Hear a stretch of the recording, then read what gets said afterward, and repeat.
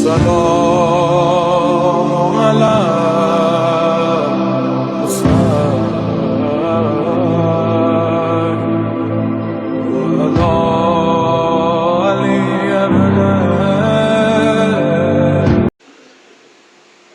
أعوذ بالله من الشيطان الرجيم.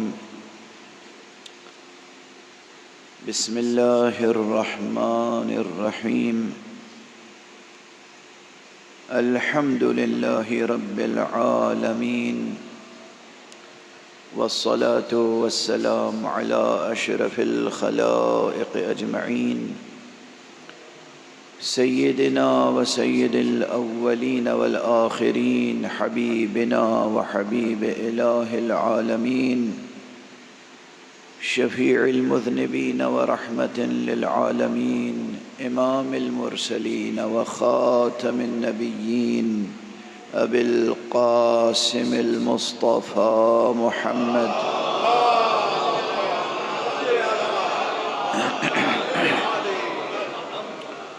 وعلى أهل بيته الطيبين الطاهرين الهداة المهديين المعصومين المظلومين، واللعنة الدائمة على أعداء الحق والدين.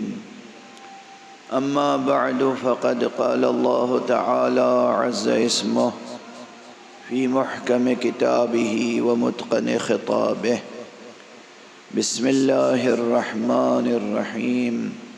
ألم نشرح لك صدرك ووضعنا عنك وزرك الذي أنقض ظهرك ورفعنا لك ذكرك فإن مع العسر يسرا، إن مع العسر يسرا، فإذا فرغت فانصب وإلى ربك فارغب. صدق الله العلي العظيم.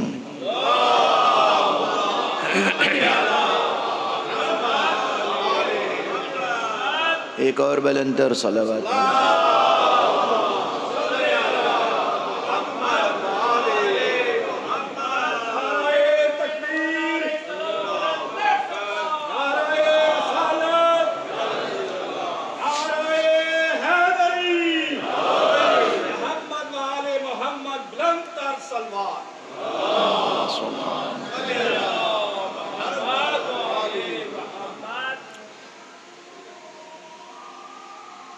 محرم کا انتظار رہتا ہے. محرم آیا بھی اور گزر بھی گیا. آج 9 محرم ہے. اصولاً تو آج بھی صرف بیان مصائب کا موقع ہے، لیکن بہرحال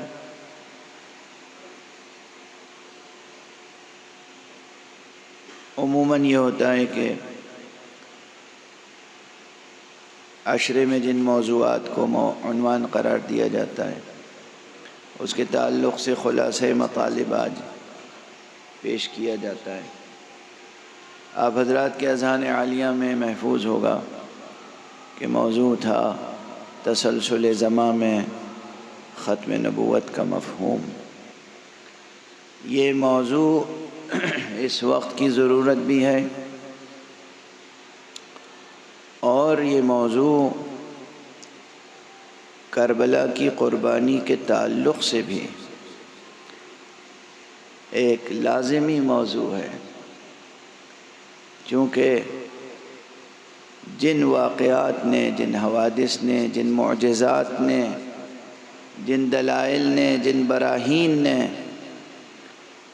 مقام ختم نبوت کے عقیدے کی حفاظت کی ہے، ان میں نمایاں ترین واقعہ کربلا ہے. جو لوگ واقعہ کربلا کو معمولی سمجھتے ہیں اور سمجھانا چاہتے ہیں لوگوں کو کہ واقعہ کربلا کچھ نہیں ہے، معمولی سا واقعہ ہے، ایسے حادثے تو بہت ہو جایا کرتے تھے اس زمانے میں، وہ خطا پر ہیں اور واضح مغالطے میں مبتلا ہیں یا مبتلا کر رہے ہیں. اس کا گناہ اس کا وزر، اس کا بوجھ انہیں عند اللہ اٹھانا ہوگا۔ یہ بات معمولی نہیں ہے۔ تاریخ کو مسخ کرنا، حقائق کو مسخ کرنا، سچائیوں کو جھٹلانا،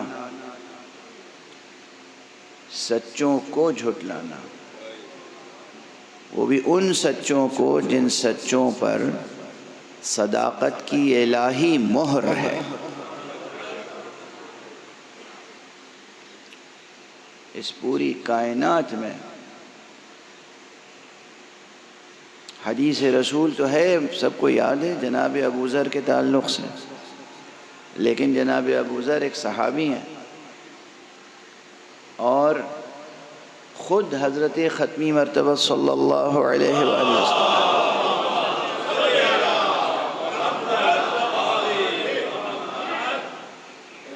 صادق مصدق، صادق امین، جنہیں اللہ بھی صادق کہے، دوست بھی صادق کہیں، دشمن بھی صادق کہیں، وہ صادق مصدق، وہ صادق امین، وہ پیغمبر خاتم، ان کو اللہ حکم دے کہ تم اپنے ساتھ مباہلے میں لے جاؤ ان لوگوں کو کہ جو سچے ہوں۔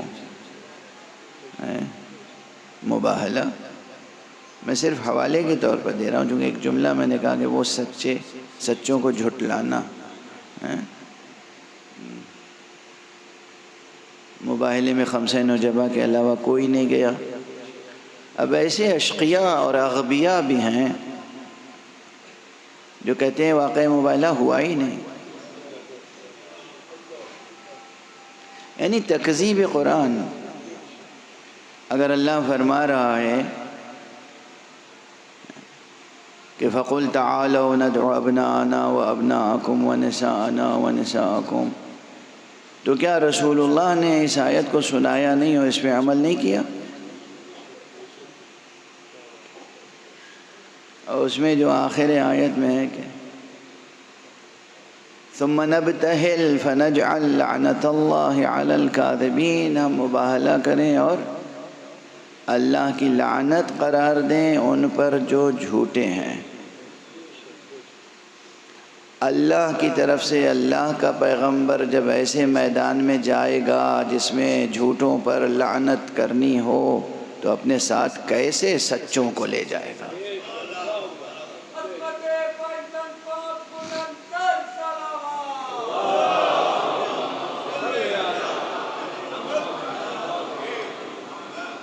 ان دریدہ دہنوں کو بنو امیہ کے اب کی تو کئی بار یہ کہہ چکا میں، بنو امیہ کے اور یزید کے کرمنل سالیسیٹرز کو یہ باتیں سمجھ میں نہیں آتی۔ کیسے عظیم سچائی کے پیکر ہوں گے مصطفیٰ کے ساتھ۔ وہ کون تھا اس میں؟ حسن و حسین تھے۔ اب حسین اگر کربلا میں ایک موقف پیش کر رہے ہیں تو اس موقف کا جھٹلانا، اب کہنا پڑتا ہے کہ اپنے حسب و نسب کو جھٹلانا ہے۔ کیا دریدہ دہنی ہے، کیا شقاوت ہے، کیا نظریہ سازی ہے۔ میرا یہ نظریہ ہے، میں یہ سمجھتا ہوں ایسا ہوا ہوگا، یہ تو معمولی سا واقعہ تھا، ایسا تو ہو ہی جاتا ہے، ہویا کرتا تھا۔ یعنی یہ وہ شقاوت نظر آ رہی ہے اس بیان میں کہ جو ان یہودیوں کے دلوں میں شقاوت تھی جن کا قرآن میں ذکر ہے کہ وہ انبیاء کو ذبح کر دیا کرتے تھے اور ذرا سا بھی ان کے چہرے کا رنگ بھی نہیں بدلتا تھا اور ذرا سا بھی ان کے ماتھے پر شکن نہیں آتی تھی۔ انبیاء کا قتل سہل تھا، آسان تھا، جیسے ان یہودیوں کے لیے انبیاء کا قتل سہل تھا، ویسے ہی ان حضرات کے لیے اب تک گویا نبیوں اور نبی زادوں کا قتل سہل ہے اور آسان ہے، کوئی بات ہی نہیں۔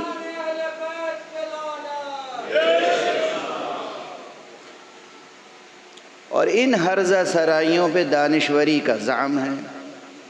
ان ہرزہ سرائیوں پر دانشوری کا زعم ہے. یہ زعم ہے کہ ہم نے دین کو ڈسکور کیا ہے اور دین کو اصلی شکل میں پیش کر رہے ہیں.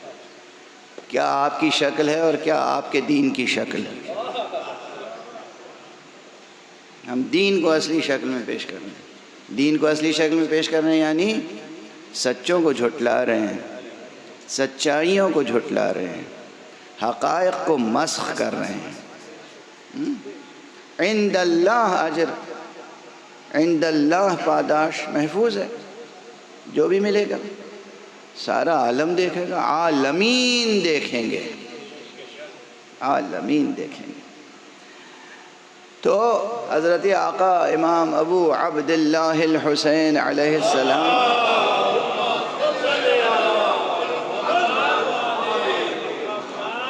کا موقف کربلا میں اور آپ کی یہ قربانی اور یہ واقعہ کربلا اور یہ معجزہ کربلا،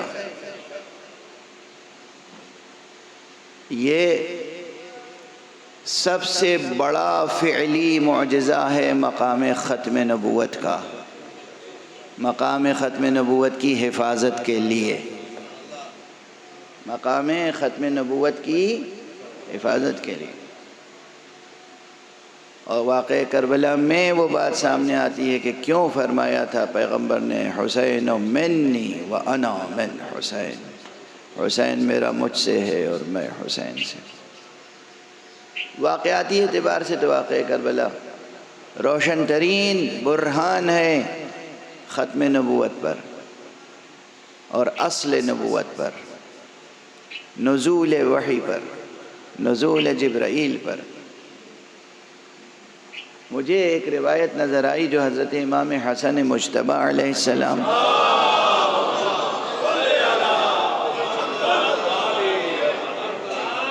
اور امام حسین شہید کربلا علیہ السلام دونوں جنت کے دونوں شہزادوں سے مروی ہے. امام حسین نے تو مدینے اور مکے اور کربلا کے راستے میں ایک شخص سے خطاب کر کے کہا، تو اگر مجھ سے مدینے میں ملتا تو میں اپنے گھر میں جبرائیل کے آنے جانے کے آثار دکھاتا. اور یہی امام حسن نے فرمایا ایک مقام پر کہ اگر تم ہمارے گھر میں آ جاؤ تو ابھی بھی جبرائیل کے آنے جانے کے آثار محفوظ ہیں. جو یہ دکھانے کے لیے تیار ہوں کہ آ جاؤ ہمارے گھر میں، جبرائیل کے آنے جانے کے آثار محفوظ ہیں، ان کے سامنے وہ ٹھہر سکتا ہے جو کہتا ہو کہ بنی ہاشم نے تو ڈھونگ رچا تھا، نہ کوئی فرشتہ نازل ہوا تھا، نہ کوئی وحی آئی تھی. بہرحال اب وحی سے جو مقام ختم نبوت کی دلیلیں ہیں ان میں سے ایک دلیل کا میں نے تذکرہ کیا، سورہ مبارکہ احزاب کی 40ویں آیت جو مشہور و معروف ہے، جس میں وہ فقرہ ہے وَلَكِنْ رَسُولَ اللَّهِ وَخَاتَمَ النَّبِيِّينَ. لیکن اور بھی کئی مقامات ہیں قرآن مجید میں جو حقیقت ختم نبوت و مقام ختم نبوت سے جڑے ہوئے ہیں. سب کا استقصاء اور احصاء اور سب کا بیان نہیں ہو سکا، بس اشارے ہوئے. اور آج آخری مجلس میں اس آیت کا اشارہ کر دوں جو یقیناً آپ میں سے اکثر کو یاد ہوگی کہ وہ آیت بھی مقام ختم نبوت کا ایک طرح سے اعلان ہے. اليوم اکملت لکم دینکم واتممت علیکم نعمتی ورضیت لکم الاسلام دینا. یہ آیت بھی یہ ایک طرح سے ختم نبوت کا اعلان ہے، اور یہ آیت کسی نبی پر نازل نہیں ہوئی. اس مضمون کی آیت نہ جناب عیسیٰ کی انجیل میں ہے، نہ جناب موسیٰ کی توریت میں ہے، نہ صحف ابراہیم میں ہے، نہ صحف نوح. کسی نبی کے صحیفے میں اس مضمون کی آیت موجود نہیں ہے کہ آج ہم نے دین مکمل کر دیا، آج ہم نے نعمت تمام کر دی، آج ہم تمہارے لیے اس دین سے راضی ہو گئے۔ اور یہ آیت ایک طرف مقام ختم نبوت کا اعلان ہے اور دوسری طرف ظاہر ہے کہ اس چیز کا اعلان ہے جو چیز ختم نبوت کی حفاظت کرنے والی ہے، یعنی مقام امامت کا اعلان، مقام ولایت کا اعلان، مقام وصایت کا اعلان، مقام وزارت کا اعلان۔ ایک صلوات پڑھ دیجئے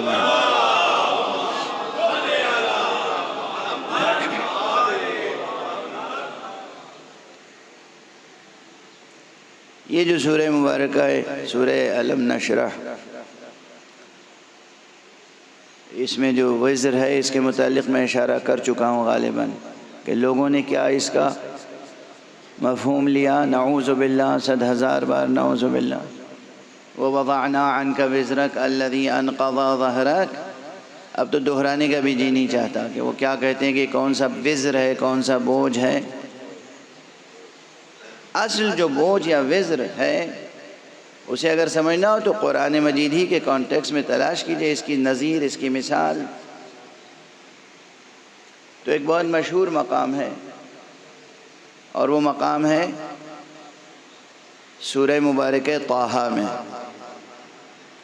سورہ مبارکہ طٰہٰ میں جناب موسیٰ کی گفتگو ہے رب کے ساتھ۔ جناب موسیٰ کو اللہ نے نبی بنایا، رسول بنایا اور کہا جاؤ فرعون کے سامنے جاؤ اور ہمارا پیغام پیش کرو۔ آپ حضرات سنتے رہتے ہیں قرآن مجید میں بہت تفصیل سے۔ جناب موسیٰ نے فرمایا کہ میری زبان میں، اب میں یہی ترجمہ کروں گا جو عام طور پہ لوگ کہتے ہیں، اس کے اسرار اور غموض و باطن کی طرف نہیں جاؤں گا، آج وقت نہیں ہے۔ کہا میری زبان میں لکنت ہے، پروردگار مجھے نہ بھیج یا تنہا مجھے نہ بھیج، میرے ساتھ میرے بھائی کو بھی اس تکلیف ابلاغ اور اس تکلیف تبلیغ میں شریک فرما۔ عجیب عجیب اصطلاحیں لوگوں نے بنا دی ہیں کہ شرک فی النبوہ وغیرہ وغیرہ، یہاں تو جناب موسیٰ دعا فرما رہے ہیں۔ یہ جو ایک ذمہ داری کا احساس ہوتا ہے، کسی کام کو ادا کرنے کی ذمہ داری کا احساس، یہ بڑا بوجھ ہوتا ہے۔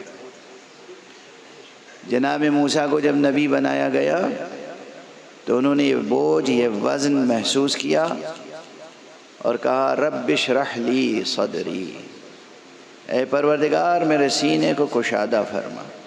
رب اشرح لی صدری ویسر لی امری واحلل عقدۃ من لسانی یفقہوا قولی واجعل لی وزیرا من اہلی ہارون اخی اشدد بہ ازری واشرکہ فی امری۔ یہ پورا سلسلہ دعا کا جناب موسیٰ علیہ السلام کا موجود ہے سورہ مبارکہ طٰہٰ۔ پروردگار میرے سینے کو کشادہ فرما، رب اشرح لی صدری، دعا ہے اے میرے پروردگار میرے سینے کو کشادہ فرما، ویسر لی امری، اور میری مہم آسان فرما۔ یہ کون سی مہم ہے؟ اس کے معنی ہے کہ جو مہم درپیش ہے، یعنی تبلیغ رسالات، ابلاغ پیام رسانی اللہ کی طرف سے، یہ اتنا بڑا مسئلہ ہے، اتنی بڑی مہم ہے کہ اس کو آسان کرنے کے لیے جناب موسیٰ دعا فرما رہے ہیں، اور اسی کے لیے فرما رہے ہیں میرے سینے کو کشادہ فرما، رب اشرح لی صدری ویسر لی امری واحلل عقدۃ من لسانی، اور میری زبان کی گرہیں کھول دے، یفقہوا قولی، تاکہ لوگ میری بات سمجھ سکیں، وَاجْعَلْ لِي وَزِيرًا مِّنْ أَهْلِي، اور اے پروردگار میرے اہل میں سے میرا وزیر قرار دے، میرے اہل میں سے میرا وزیر قرار دے۔ یہ تو جناب موسیٰ کا مرتبہ ہے، اپنے مرتبے کے مطابق لفظیں استعمال کر رہے ہیں، اپنے مرتبے کے مطابق دعا کر رہے ہیں، ورنہ اگر صرف یہ کہہ دیتے کہ پروردگار میرے لیے وزیر قرار دے، تو یہ تو سنت الہیہ ہے کہ وہ وزیر اہل ہی کو قرار دیتا ہے، اور اہل میں سے ہی قرار دیتا ہے۔ یہ ممکن نہیں ہے کہ پروردگار کسی کو بھی وزیر بنا دے، وہ جب بھی وزیر بنائے گا اہل کو بنائے گا اور اہل میں سے بنائے گا۔ لیکن غالباً اس مفہوم کی وضاحت کا تقاضا یہ تھا کہ امت کے لیے، قیامت تک آنے والے انسانوں کے لیے مفہوم واضح ہو جائے کہ وزارت کے ساتھ شرط ہے، یہ نہیں کہ کسی کو بھی وزیر بنا دیا جائے۔ وزارت کے ساتھ، وہ بھی وزارت کون سی وزارت ہے؟ کسی بادشاہت کی وزارت تھوڑی ہے، وزارت نبوت۔ وزارت نبوت یعنی نبوت اصطلاحاً نبی تو نبی ہوتا ہے جو اس کے پیغام رسالت کو پہنچانے کا بوجھ اپنے کندھے پر لے لے، نبی نہ ہوتے ہوئے بھی۔ وہ ہے وزیر، نبی نہیں ہے مگر کام وہ کر رہا ہے جو نبی کا ہے۔ کتنا بڑا بوجھ ہے جو اٹھا رہا ہے۔ اور ہمارے ہاں نبی دعا کرنے وَاجْعَلْ لِي وَزِيرًا مِّنْ أَهْلِي، وزیر یعنی بوجھ اٹھانے والا، کام بٹانے والا۔ اب کسی بادشاہ کو وزیر کی کیوں ضرورت ہوتی ہے؟ ارے ساری دنیا بھر کا کام اس کے ذمے ہوتا ہے، اور جب کام ذمے ہوتا ہے تو اب کسی ملک میں وزیروں کی تعداد کیوں ہوتی ہے زیادہ، دن بہ دن بڑھتی جا رہی ہے آج کل؟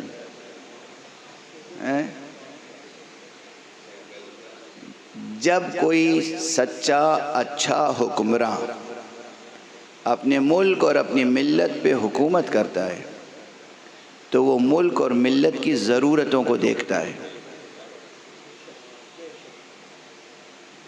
ہمارے ملک میں رہنے والے، ہماری ملت میں، ہماری قوم میں، ہماری نیشن میں رہنے والے لوگوں کو تعلیم کی ضرورت ہے۔ تعلیم خود ایک بہت بڑا پروجیکٹ ہے۔ ارے پورے ملک کے لوگوں اور بچوں کی تعلیم و تربیت بہت بڑا منصوبہ ہے بجائے خود، اور یہ ایک ایسا منصوبہ ہے کہ اس کے لیے ایک مستقل وزیر کی ضرورت ہوگی تو کہا جائے گا وزیر تعلیم۔ پھر ملک میں رہنے والے تمام قوم کے افراد کی صحت کا مسئلہ ایک مسئلہ ہے تو وہ ایک وزیر صحت۔ ملک و ملت کی دفاع کا مسئلہ ہے کہ دفاع کا مسئلہ ہے، وزیر دفاع۔ تمام دنیا کی قوموں اور دوسرے ملکوں سے ریلیشنز اور رابطے قائم کرنے کا مسئلہ ہے، وزیر خارجہ۔ ملک کے اندر دیگر امور کی تنظیم کا مسئلہ ہے، وزیر داخلہ۔ اور اسی طرح سوچتے چلے جائیے۔ اب ملک کے ذخائر جو زیر زمین ہیں، وزیر الگ۔ ملک کے اندر جو جنگل ہیں اور جو باغ ہیں اور جو زراعت کے مسائل ہیں، خود ایک مسئلہ۔ سمجھے؟ جیسے جیسے ایک اچھے حکمراں کو اپنے ملک اور اپنی قوم کی ضرورتوں کا ادراک ہوتا چلا جائے گا اور وہ ان ضرورتوں کو پوری طرح سے مکمل طور پر حل کرنے کی کوشش کرے گا، ویسے ویسے اس کے لیے وزیروں کی تعداد بڑھتی چلی جائے گی۔ یہ وزارت کا مفہوم، یہی تو ہے۔ اللہ نے اپنی مخلوقات کے لیے قیامت تک کے لیے کسی کو نبی بنایا، اور جب نبی بنایا تو اس نے ایک بوجھ محسوس کیا، اور جب بوجھ محسوس کیا کتنے مسائل رہے ہوں گے قوم کے، اور کتنے ہیں اور کتنے آئیں گے قیامت تک۔ ان تمام مسائل کو پیش نظر رکھ کے اللہ تعالیٰ نے بھی کوئی وزیر بنایا تو بس ایک وزیر۔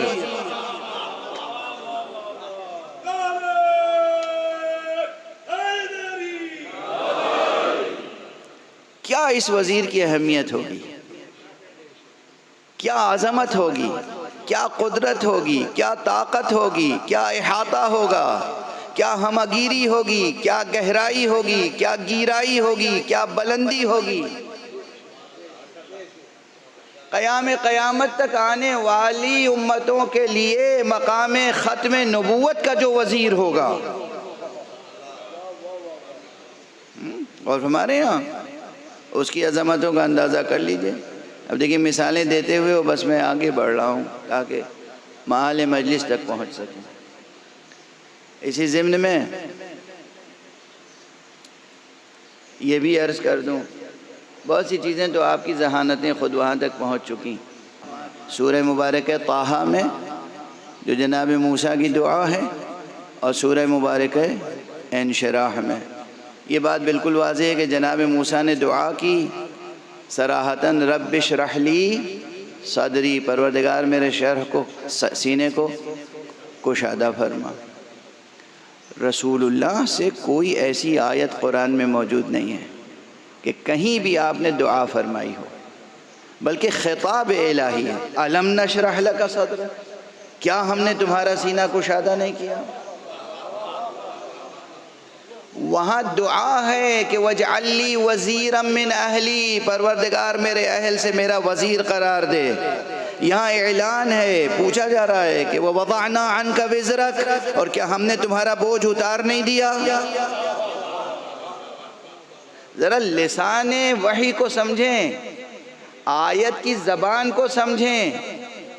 جو بھی یہ نظریہ رکھتا ہے کہ پیغمبر چلے گئے بغیر کسی کو وزیر معین کیے ہوئے، وہ یہ سمجھے کہ یہ اعلان الہی ہے کہ اے مصطفیٰ، کیا ہم نے تمہارے لیے وزیر مقرر نہیں کر دیا؟ جب اللہ کہہ رہا ہے ہم نے بوجھ اتار دیا، وزیر مقرر کر دیا، تو کسی میں مجال کہاں ہے کہ اس قرآن کے آگے کہہ سکے مصطفیٰ کا کوئی وزیر نہیں تھا؟ کہ نہیں، حضور نے تو کسی کو وصیت کی نہیں تھی، کسی کے لیے کسی کو وزیر نہیں بنایا۔ تو اس مقام کی تشریح کیسے ہوگی؟ یہ تو حضور کا قول بھی نہیں ہے نا کہ کہیں میں حدیث نہیں مانتا،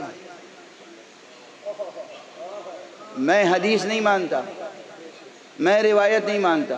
بھئی حدیث نہیں ہے، روایت نہیں ہے، مجھے یہ سمجھا دیجئے یہ مقام کون سا ہے؟ رسول اللہ کی جائیداد کا مسئلہ تھا؟ یہ کون سا بوجھ تھا؟ اور اللہ نے اعلان کیا الم نشرح لک صدرک، کیا ہم نے تمہارا سینہ کشادہ نہیں کیا؟ وَوَضَعْنَا عَنْكَ وِزْرَكَ، اب چونکہ یہاں نبوت کے بار کو نہیں ماننا تھا تو وہ رقیق نظریہ لے کے آئے کہ رسول کے گناہوں کی بات ہو رہی ہے۔ جب انسان گرتا ہے تو کتنی پستی میں گرتا ہے۔ اللہ کہہ رہا ہے کہ ہم نے اے محمد تمہارے گناہ جو ہے نا معاف کر دیا ہے۔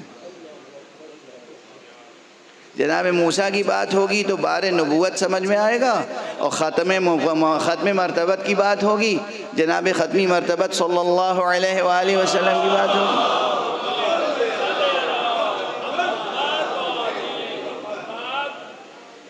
تو یہ نظریہ آ جائے گا کہ حضور کے گناہوں کی بات ہو رہی ہے۔ نعوذ باللہ، 100,000 بار نعوذ باللہ، گناہ زادوں کو ہر جگہ گناہ ہی تو نظر آتا ہے۔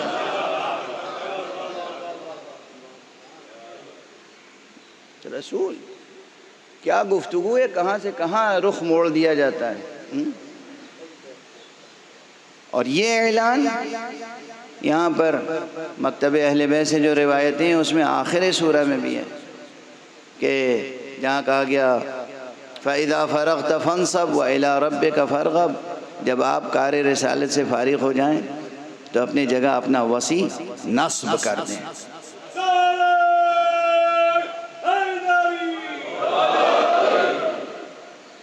اب بہت سے لوگ اس قرأت کو نہیں مانتے، اس تفسیر کو نہیں مانتے۔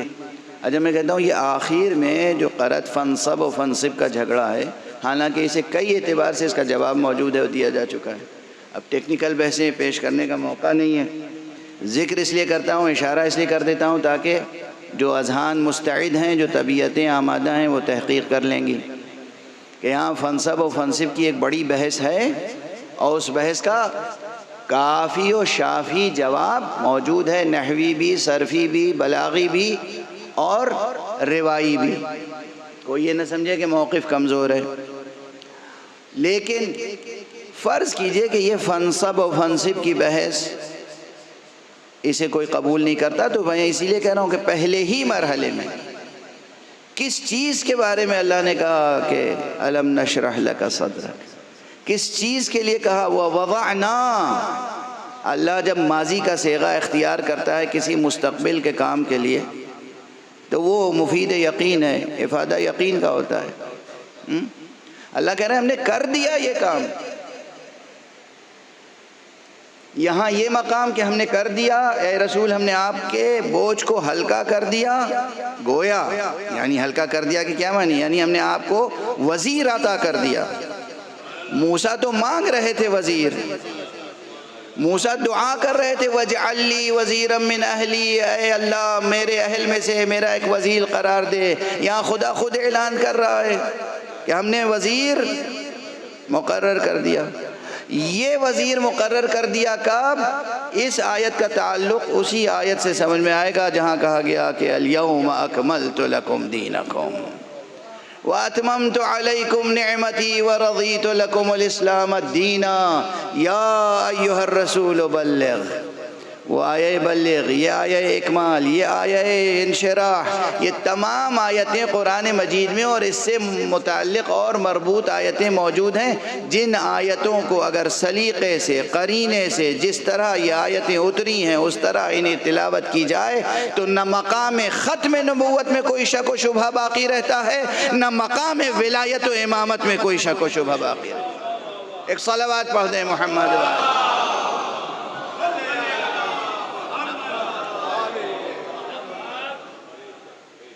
ماشاءاللہ بزم علماء موجود ہیں، اہل دانش موجود ہیں، اور آپ میں سے ہر ایک اہل فکر، اہل ذوق دونوں ہیں. دیکھیے اہل فکر ہونا ایک مرحلہ ہوتا ہے، اہل ذوق ہونا دوسرا مقام ہے. مگر مجلس حسین وہ ہے جہاں اہل فکر و اہل ذوق سب جمع ہوتے ہیں، بلکہ دونوں چیزیں پیدا ہو جاتی ہیں. ایک انسان اہل فکر بھی ہوتا ہے اور ساتھ ساتھ اہل ذوق بھی ہوتا ہے. اب یہاں جو فکر کا مفہوم ہے اور جو ذوق کا مفہوم ہے وہ بھی عام معنی میں نہیں ہے. یہ ذوق کا لفظ جو ہے وہ ایک خاص مفہوم رکھتا ہے علم عرفان عملی میں. ایک چیز کا اور تذکرہ کیا تھا، اب ظاہر وقت نہیں ہے اس تفصیل سے نہیں عرض کر سکتا، لیکن وعدہ بھی کیا تھا، تذکرہ بھی ہوا تھا، اس لیے اسے مکمل کر کے گفتگو کو آگے بڑھ جاؤں کہ واقعاتی اعتبار سے معراج بھی مقام ختم نبوت کے معالم میں سے ایک معلم ہے. مقام ختم نبوت کے نشانات میں سے ایک نشان ہے معراج. اور اتفاق سے کل ایک عجیب کیفیت تھی ممبر پر انچولی کی مجلس میں، رات کی مجلس میں جو آج کل میں پڑھ رہا ہوں، اس میں ایک جملہ میں نے عرض کیا تھا. وہ جملہ آج خود اپنا ہی جملہ آپ کو یہاں دوبارہ عرض کرنا چاہتا ہوں. یہ مقام معراج میں بلانا لوگ سمجھتے ہیں، عام مفہوم کیا ہے ذہنوں میں؟ اللہ نے اپنے دیدار کے لیے، اپنی زیارت کے لیے، اپنا قرب بخشنے کے لیے مصطفیٰ کو بلایا تھا. اس میں کئی اشکال ہیں، کئی الجھنیں ہیں، کئی مشکلیں ہیں اس میں. سب سے پہلی بات یہ کہ بہت سے مسلمان، یعنی تقریباً میں سمجھتا ہوں کہ 90% مسلمان یہ سمجھتے ہیں، بلکہ 100% مسلمان یہ سمجھتے ہیں. وہ جو کچھ ہیں جو اس کے برخلاف نظریہ رکھتے ہیں، ہم انہیں سمجھتے ہیں ہاں بیچارے مسلمان تو ہیں مگر ان کا مکتب اس لائق نہیں ہے کہ اسے مکتب بھی کہا جائے. جو خدا کو جسم سمجھتے ہیں اور جو خدا کے لیے زمان و مکان لازم سمجھتے ہیں کہ خدا ایک جگہ پر ہے. یہ عرش جو ہے وہ بلندی پہ کوئی ایک جگہ ہے ایسی جس پر حضرت حق سبحانہ و تعالیٰ تشریف فرما ہیں. اب میں اس بیان کو کرنا نہیں چاہتا. مکان اور جسم دونوں سے منزہ ہے ذات باری، اور جب دونوں سے منزہ ہے تو پھر معراج میں ایک خاص مقام سے ایک خاص مقام تک لے جانے کی کیا ضرورت ہے؟ میں رہتا ہوں لندن میں، غلام عباس جعفری صاحب رہتے ہیں کراچی میں. اب مجھ سے ملنا ہوگا تو یہ لندن آئیں، مجھے ان سے ملنا ہوگا تو میں کراچی آؤں. چونکہ ہم دونوں مکان میں محدود ہے، منحصر ہے۔ اللہ سبحانہ و تعالی تو ہر جگہ موجود ہے۔ اچھا، جب ہر جگہ موجود ہے اور اس نے اپنے تمام بندوں کے لیے ایک اعلان کیا ہے قرآن مجید ہی میں، نحن اقرب الیہ من حبل الورید، ہم تو اپنے بندے سے، اپنے مخلوق سے رگ گردن سے زیادہ قریب ہیں۔ تو وہ ہم سے قریب ہے، آپ سے قریب ہے، سب سے نزدیک ہے۔ اور جیسے ہی ہم اللہ کو پکارتے ہیں وہ جواب بھی دیتا ہے، انی قریب اجیب دعوت الداعی، میں قریب ہوں اور میں ہر پکارنے والے کو جواب دیتا ہوں۔ یہ بھی قرآن ہے نا۔ تو وہ اللہ ہم سے قریب ہے، بہت قریب ہے، رگ گردن سے زیادہ قریب ہے، اور جب بھی ہم پکارتے ہیں وہ جواب دیتا ہے۔ ایک رسول تھے جن سے دور تھا، تو رسول کو شرف قرب عطا کرنے کے لیے اس نے زندگی میں ایک بار احسان فرمایا اور معراج پہ بلا کے قریب اپنے بٹھا لیا۔ یہ مفہوم ہے معراج کا؟ ہرگز نہیں۔ معراج کا یہ مفہوم نہیں ہے کہ اللہ سبحانہ و تعالی نعوذ باللہ 100,000 بار مصطفیٰ سے دور تھا۔ پروردگار مصطفیٰ سے دور نہیں تھا۔ ان سے نزدیک نہیں ہوگا تو کس سے نزدیک ہوگا؟ ان سے قریب نہیں ہوگا تو کس سے قریب ہوگا؟ تو یہاں مسئلہ یہ نہیں تھا کہ اس طرح کی ظاہری کوئی نزدیکی و قرب بیان کرنا ہے۔ پھر معراج کا فلسفہ کیا ہے؟ بس روایات سے بھی استفادہ ہے۔ پروردگار نے معراج پر بلایا، اب میں اپنا جملہ عرض کر رہا ہوں، معراج پر بلایا اس لیے تھا تاکہ اپنا خزانہ غیب محمد کے شہود میں رکھ دے۔ ایک صلوات پڑھ دیجئے محمد۔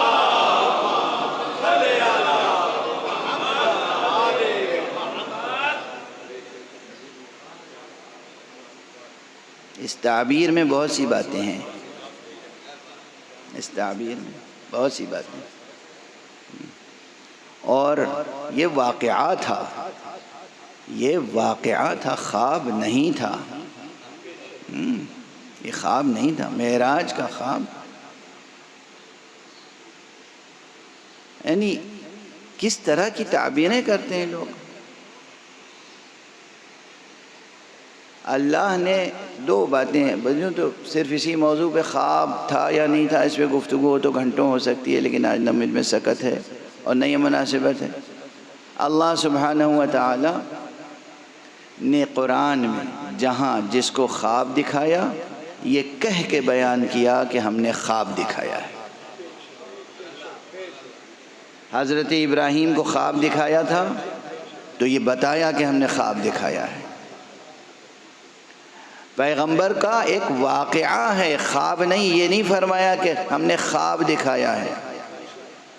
سبحان الذی اسری بعبدہ لیلا من المسجد الحرام، کیا کہنا اس ذات کا، اپنی تعریف کر رہا ہے پروردگار۔ لیکن اب مزاج جب آپ کسی کی فضیلت کو قبول نہیں کرنا چاہتے تو آپ اس کی فضیلت کے بھی درپے ہو جاتے ہیں جو اسے فضیلت دینے والا ہے۔ یہی مولا علی کے ساتھ ہوا۔ یہ حدیث کا جو انکار ہوتا ہے بار بار، حضور نے کیا فرمایا تھا؟ انا مدینۃ العلم وعلی بابھا، میں شہر ہوں علم کا، علی اس کے در ہیں۔ اس میں بڑائی کس کی ہے؟ شہر بڑا ہوتا ہے یا در؟ شہر بڑا ہے نا۔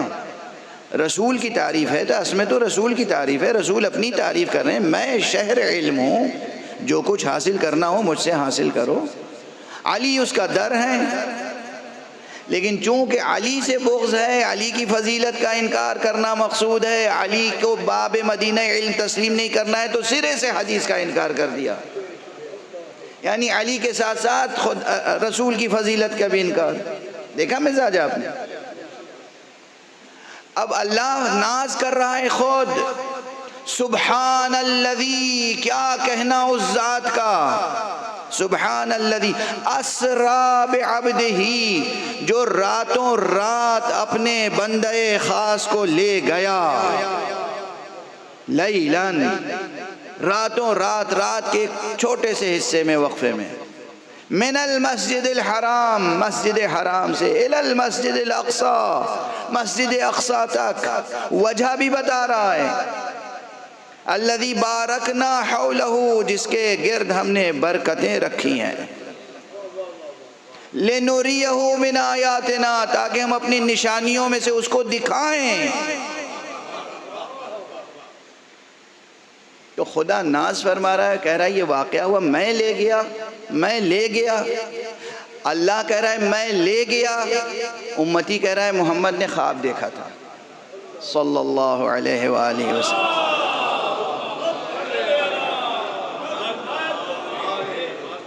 غور فرما رہے ہیں کیا کیا اس امت نے ماشاءاللہ فکری ترقی کی ہے اور اعتقادی ترقی کی ہے، اور کیا کیا نظریہ سازیاں کی ہیں۔ بہرحال یہ معراج بھی، جو اس کی تمام تفصیلات صحیح روایتوں سے ہم تک پہنچی ہیں، وضعی روایتوں کو وضع کر کے، جعلی روایتوں کو نظر انداز کر کے، جو صحیح روایتوں میں تفصیلات ہمیں پہنچی ہیں، وہ تمام تفصیلات ایک ایک جز اس کا فکر انگیز ہے، اور ایک ایک جز اس کا بتاتا ہے کہ یہ کوئی معمولی واقعہ نہیں ہے، بلکہ یہ مقام ختم نبوت کا اثبات ہے، یہ اس کی برہان ہے، اور یہ اس کی قیامت تک کے لیے باقی رہنے والی ایک نشانی ہے۔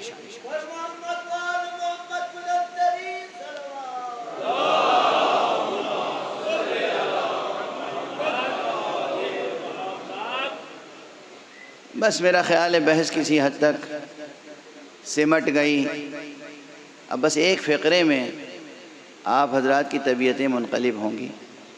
آج 9 محرم ہے نا، آج تاریخ کا تقاضا یہ ہے کہ ہم معراج پیغمبر کی تفصیل نہ بیان کریں، ہم پیغمبر کے نواسے حسین کی معراج بتا دیں۔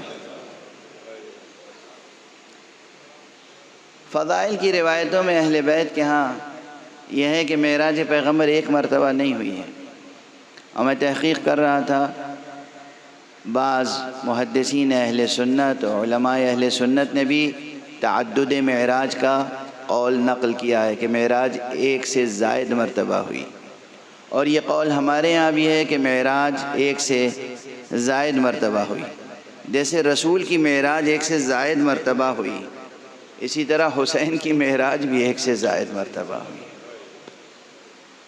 بعض معراجیں وہ ہیں حسین کی جس میں ہمارے چہرے کھل اٹھتے ہیں، رسول نماز پڑھ رہے ہیں، آپ پشت پر تشریف لے آئے، یہ بھی حسین کی ایک معراج ہے۔ رسول ممبر پر ہیں، حسین آ گئے، رسول اترے، گود میں لیا، ممبر پر لے کے بیٹھ گئے، کہا ھذا حسین فاعرفوہ، یہ حسین ہے، اسے پہچان لو، یہ بھی حسین کی معراج ہے۔ روز عید ہے، رسول ناقہ بن جاتے ہیں اپنے بچوں کے لیے، اور پشت پر حسنین کو بٹھاتے ہیں، یہ بھی ان بچوں کی معراج ہے۔ لیکن کٹے ہوئے سر کا نوک نیزہ پہ بلند کیا جانا، یہ بھی حسین کی ایک عجیب و غریب معراج ہے۔ روز عاشوراء 1 ساعت تک جسم مبارک کا تیروں پہ معلق رہنا،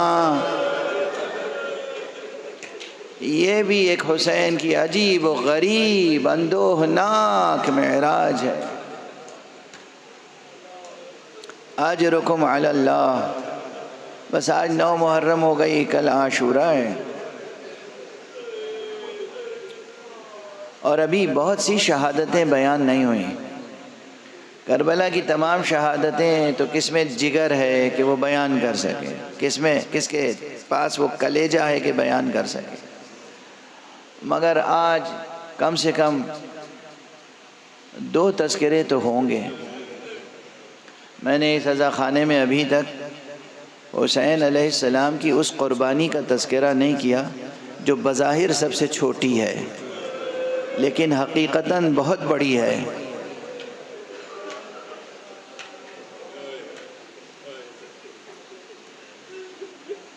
ایک سلام کا ایک مطلع عرض کر کے بات کو آپ کے ذہنوں تک پہنچاؤں۔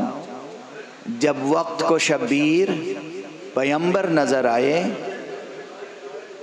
جب وقت کو شبیر پیمبر نظر آئے، اصغر ہمیں اکبر کے برابر نظر آئے۔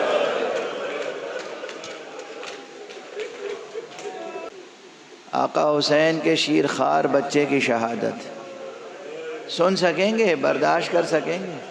بہت سی باتیں کتابوں میں ہیں جو ہم لوگ منبر پہ نہیں پڑھتے، نہیں پڑھ پاتے، نہیں پڑھ سکتے، کلیجہ پھٹ جاتا ہے۔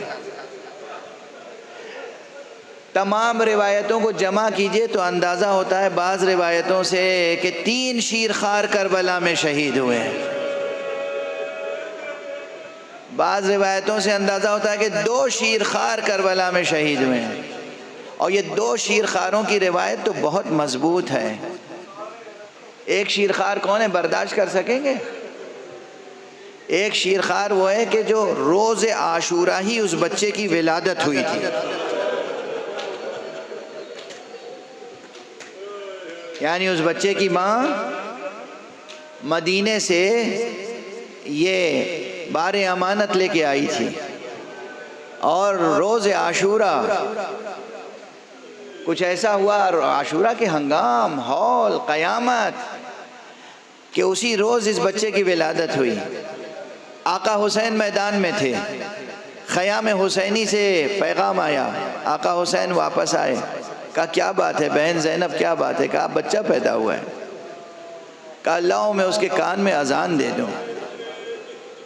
آقا حسین نے بچے کو لیا، آغوش میں اسے پیار کیا، دائیں کان میں اذان دی، بائیں کان میں اقامت، کہہ رہے تھے کہ دشمنوں سے یہ منظر بھی دیکھا نہ گیا۔ اور وہیں حرملہ ابن کاہل نے اس بچے کو نشانہ بنایا اور تیر سہ شعبہ سے حسین کے آغوش میں ذبح ہو گیا بچہ۔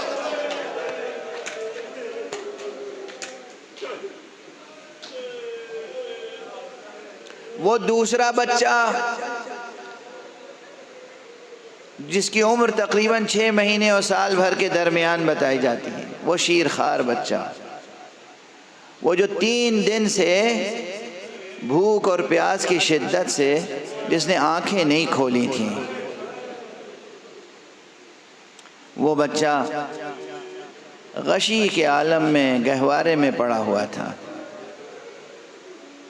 لوگ ان رسموں کی مخالفت کرتے ہیں، میں تائید کرتا ہوں۔ گہوارہ اٹھایا کیجئے، گہوارہ نکالا کیجئے، قیام قیامت تک لوگوں کے سامنے یہ علامت باقی رہے کہ کربلا میں کیا کیا ہوا۔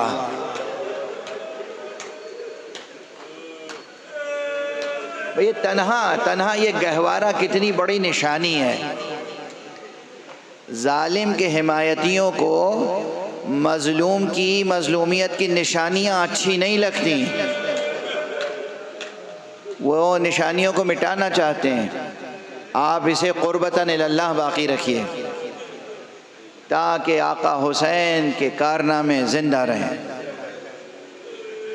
یہ بچہ گہوارے میں پڑا ہوا تھا، ادھر آقا حسین گئے میدان کربلا میں، اور آخری اتمام حجت کے لیے فرمایا حل من ناصر ینصرنا، حل من مغیث یغیثنا، حل من ذاب عن حرم رسول اللہ۔ ارے کوئی ہے میری مدد کرنے والا، ہماری مدد کرنے والا جو مدد کرے؟ یہ اتمام حجت ہے، یہ اضطراب نہیں ہے، اتمام حجت ہے، حکمت ہے، حکمت معصوم، حکمت امام، حکمت سید شباب اہل جنت۔ ادھر آواز بلند ہوئی، ادھر خیمے میں گریہ و زاری اور شور و شیون و نوحہ بلند ہوا۔ ایک مرتبہ آقا پھر تشریف لائے، بہن زینب میں تو تم سے تاکید کر کے گیا تھا، ابھی میں زندہ ہوں، ابھی گریہ کا کیا سبب؟ بی بی نے فرمایا بھیا وہ 3 دن سے جس بچے نے آنکھیں نہیں کھولی تھیں، آپ کی آواز استغاثہ سن کے وہ بچہ بیدار ہو گیا، اور وہ اس طرح سے تڑپا کہ گہوارے سے زمین پر آ گیا۔ امام نے فرمایا لاؤ میرے بچے کو مجھے دو، لاؤ میرے بچے کو میرے حوالے کرو۔ امام نے بچے کو لیا، میدان جنگ میں تشریف لے گئے، ایک بلندی پہ کھڑے ہوئے اور دامن ابا ہٹا کے بچے کو سامنے پیش کیا۔ اگر تمہاری نگاہ میں میں ماخوذ ہوں تو دنیا کے کسی قانون میں یہ شیر خوار بچہ ماخوذ نہیں ہو سکتا۔ تم اپنے ہاتھوں سے اسے پانی پلا دو۔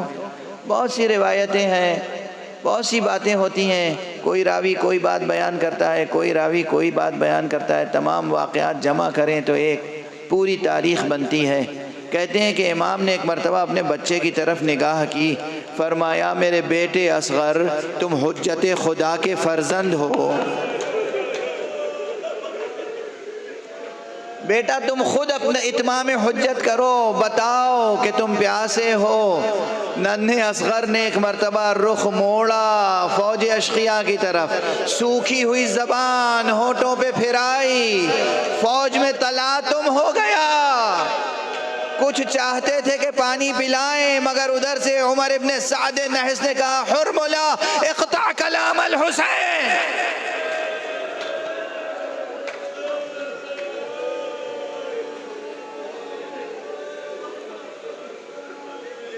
بس حرملہ نے تیر سے شعبہ جوڑا، اور اب یہاں روایتیں ہیں، آپ مسلسل سنتے رہے ہیں اور سنتے رہیں گے۔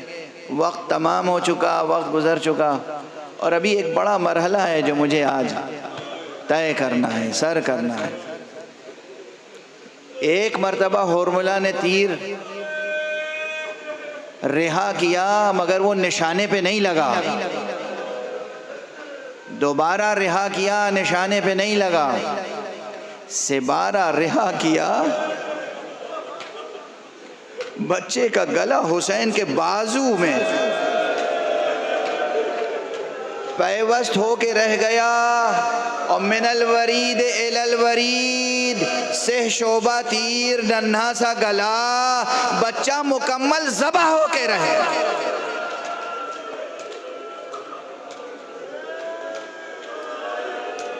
اجرکم علی اللہ، اجرکم علی اللہ، اجرکم، گہوارہ آئے گا، پوری عقیدت سے اس کا استقبال کیجئے۔ آقا حسین نے بچے کو لیا، اس کے سوکھے گلے سے چند قطرے لہو کے ٹپکے۔ آقا حسین نے وہ چند قطرے لیے اور اپنی پیشانی پہ اور چہرے پہ ملا، اور اسے خطاب کہ میرے بچے میں اسی طرح رسول اللہ سے ملاقات کروں۔ اجرکم علی اللہ، اجرکم۔ اب حسین اپنے بچے کے لہو سے خضاب کیے ہوئے بچے کو ہاتھوں پر لے کر آسمان کے نیچے ناز کر رہے ہیں، انا للہ و انا الیہ راجعون، رضا بقضائہ و تسلیما لامرہ، انا للہ و انا الیہ راجعون، رضا بقضائہ و تسلیما لامرہ۔ ذرا اس کلام میں جو شجاعت ہے، جو جوش ہے، جو تسلیم اور رضا کا مقام ہے، اندازہ کیجئے۔ چشم فلک دیکھ، یہ بار مصیبت ہے حسین کے ہاتھوں پر، مگر حسین کے قدموں میں کوئی لغزش نہیں ہے۔ حسین مقام تسلیم اور رضا پر فائز ہے۔ انا للہ و انا الیہ راجعون، رضا بقضائہ و تسلیما لامرہ، کہتے ہوئے ایک مرتبہ آگے بڑھے، خیمے کے در پر پہنچے، دیکھا خیمے کے در پر زینب تنہا نہیں ہے، رباب بھی کھڑی ہوئی۔ رباب کو حق تھا، رباب کو حق تھا کہ در خیمہ پہ آ جائیں، اس لیے کہ رباب کے بچے کو لے کے گئے تھے میدان میں، امام تشریف لائے۔ رباب معصومہ نہیں ہے ہماری عام اصطلاح میں، رباب نبی زادی نہیں ہے، رباب امام زادی نہیں ہے، مگر خانہ عصمت و طہارت میں پروان چڑھی ہیں، یہ جناب امام حسین کی زوجہ مبارکہ ہیں۔ تو کیا انداز ہے، نہ کوئی گلہ، نہ کوئی شکوہ، نہ کوئی نالا، ارے ساری دنیا بھر کے جو مرثیہ نگار ہیں ان کے سب مرثیے ایک طرف، جناب رباب کا ایک چھوٹا سا جملہ ایک طرف، بچے کو دیکھا، خطاب کیا، بنیا امثلو کا ینہار، میرے لال کیا تجھ جیسے نہر کیے جاتے ہیں؟